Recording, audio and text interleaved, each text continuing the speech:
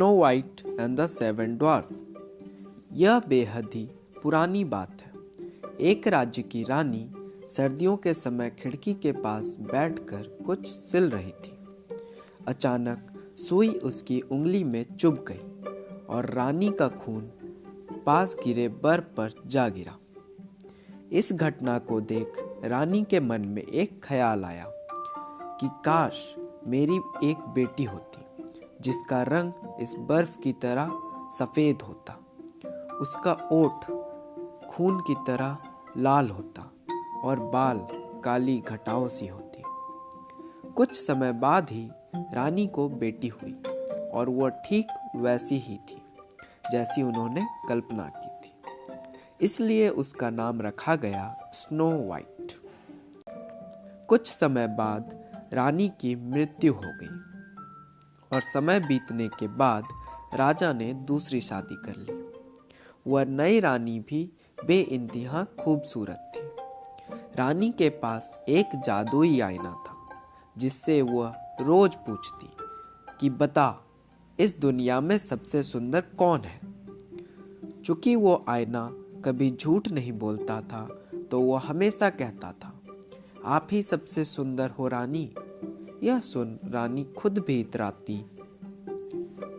समय बीतने के साथ साथ स्नो वाइट की खूबसूरती और भी निखरती गई और एक दिन ऐसा आया जब जादुई आईने ने रानी की बजाय जवाब दिया, जग में सबसे सुंदर है स्नो वाइट। यह सुन रानी को सदमा लगा और वो स्नो वाइट से जलने लगी। रानी ने अपने सबसे खास और करीबी सिपाही को बुलाकर आदेश दिया कि स्नो वाइट को दूर जंगल में ले जाकर मार डालो। सिपाही स्नो वाइट को ले तो गया पर उसे मार नहीं पाया। मासूम स्नो वाइट पर उसको दया आ गई और उसने स्नो वाइट को रानी की असलियत बताकर उससे दूर रहने को कहा। स्नो वाइट को जंगल में जिंदा ही छोड़कर जाते समय सिपाही एक जंगली जानवर का दिल ले गया सबूत के तौर पर। स्नो वाइट यहाँ वहाँ भटकती रही कि तभी उसकी नज़र एक छोटे से घर पर पड़ी। वह घर एकदम बच्चों के घर जैसा था। वह घर था 7 बौनों का। स्नो वाइट ने देखा वहाँ खाना भी है, वाइन भी है। उसे भूख लगी थी। इतने छोटे छोटे बर्तन और चीजें उसे आकर्षित कर रही थी।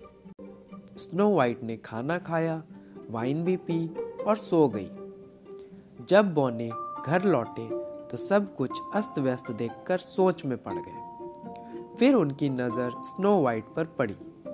वह जाग गई और उसने बौनों को अपनी कहानी सुनाई तो उन्हें उस पर दया आ गई और उन्होंने उसे अपने साथ रख लिया। वह घर का सारा काम करती और बौने जंगल में जाकर पैसे खाने का इंतजाम करते। बौनों ने स्नो वाइट को सावधान रहने को कहा कि जब वह घर पर ना हो तो किसी को भी घर में घुसने ना दे। इस बीच रानी ने फिर से अपने आईने से पूछा कि कौन सबसे सुंदर है। आईने ने कहा, आप बेशक सबसे सुंदर है, लेकिन जो आपसे भी सुंदर है वो है पहाड़ों के उस पार 7 बौनों के साथ रहने वाली स्नो वाइट। रानी गुस्से से आग बबूला हो गई और उसने स्नो वाइट को खत्म करने का बीड़ा खुद उठाया।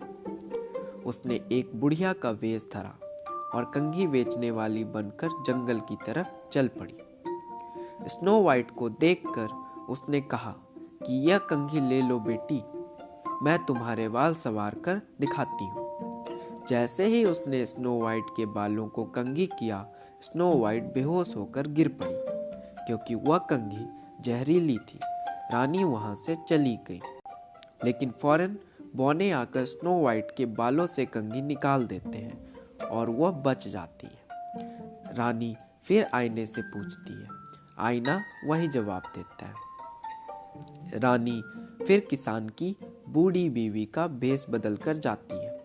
वह अपने टोकरी में जहरीले सेब लेकर जाती है। यह सेब खास तौर से उसने खुद तैयार किए थे, जिसमें यह खासियत थी कि जो भी इसे चखेगा वह स्लीपिंग डेथ में चला जाएगा और इस जादुई जहरीली सेब का असर सिर्फ और सिर्फ फर्स्ट किस से ही खत्म हो पाएगा।